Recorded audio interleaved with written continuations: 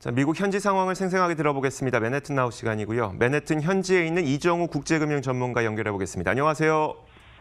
네, 안녕하세요. 자, 오랜만에 좀 긍정적인 해석을 드려볼까 해요. 실업 쇼크가 이제 좀 정점을 찍었다고 볼 수 있을까요? 실업보험 청구자 수가 꽤 많이 증가폭이 둔화됐던데요. 예, 맞습니다. 지난주에 보고된 실업자 수가 440만 명이었죠.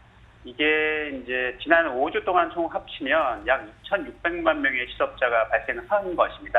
전체적인 숫자 자체는 대단히 크죠. 네. 440만이라 하면 사실 부산 인구 390만을 고려하면 부산 인구보다 훨씬 많은 인구가 지난주에 실업을 겪었다는 얘기인데, 하지만 증가세는 점차 둔화되는 모습을 보이고 있습니다.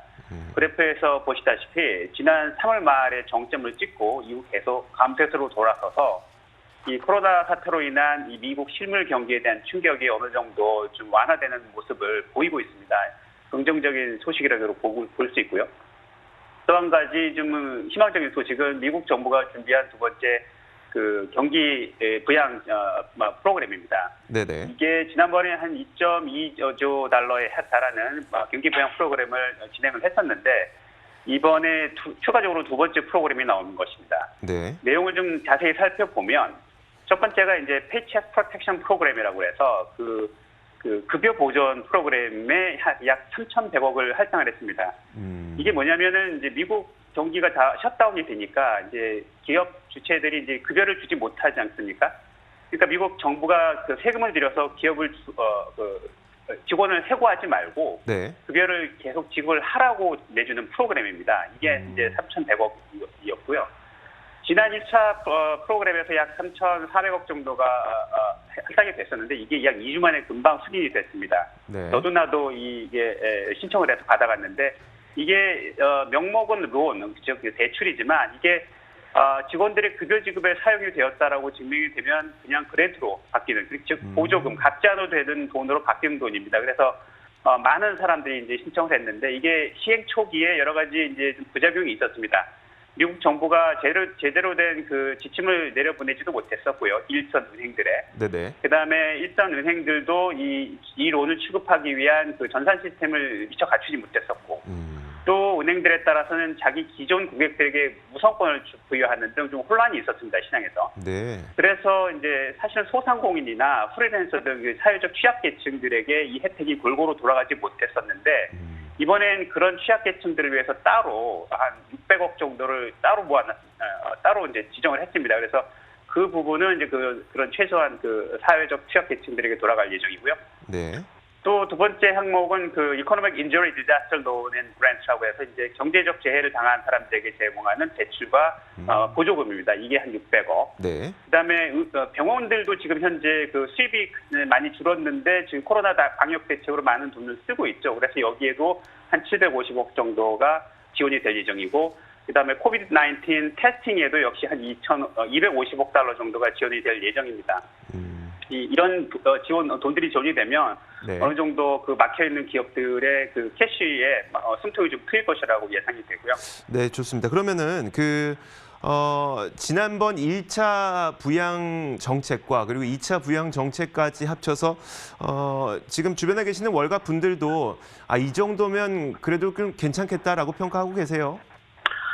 그게 좀 사실은 반반인데요. 네. 이 사태가 사실은 언제까지 지속이 될지 모르지 않습니까? 누구도. 그렇죠. 그래서 현재로서는 우선 필요한 만큼이 집행이 되는 거고요. 대신에 이제 최근에 미 재무장관 뮤니시는 이렇게 밝혔습니다. 지금은 현재는 코로나 바이러스와의 전쟁 상태고, 이 전쟁에서 승리하기 위해서 필요한 만큼은 모두 다 쓸 필요가 있다라고 밝히고 있기 때문에 네네. 이 추가적인 부양책은 언제든 나올 준비가 돼 있다라고 보시면 맞습니다. 알겠습니다. 근데 이제 재정 정책을 쓰면 항상 반론으로 제기되는 게 그 돈 다 언제 갚을 거야라는 얘기가 꽤 많이 나올 텐데, 이번에도 이렇게 계속 재정 정책을 쓰게 되면서 재정 적자가 좀 증가하고 있죠. 그렇습니다. 미 정부의 재정 적자가 계속 증가하고 있는데, 현재 한 예측 기관에 의하면 GDP 대비 약 18%까지 재정 적자가 늘어날 것이라고 보고 있습니다. 이 18%라는 거는 과거 2차 세계대전 때 미 정부의 재정 적자가 한 GDP 대비 30%까지 치솟은 적이 있었는데요. 네. 이거 이후로 가장 큰 수치입니다. 그러니까 현재 상황이 매우 위중하다는 것, 급박하다는 것을 알 수 있는데, 하지만 뮤니 시장까지 밝힌 것처럼 현재는 돈을 써야 할 때라고 미 정부는 생각하고 있습니다. 그래서 필요한 만큼 지책을 하고 네네. 그 언제 갚을 것이냐 하는 건 이후에 추가적인 대책이 또 나올 것이라고 봅니다. 네, 알겠습니다. 자, 오늘도 마지막으로 이제 그러면 맨해튼 현지 분위기 어떤지 사람들이 좀 활기가 돌아왔나요?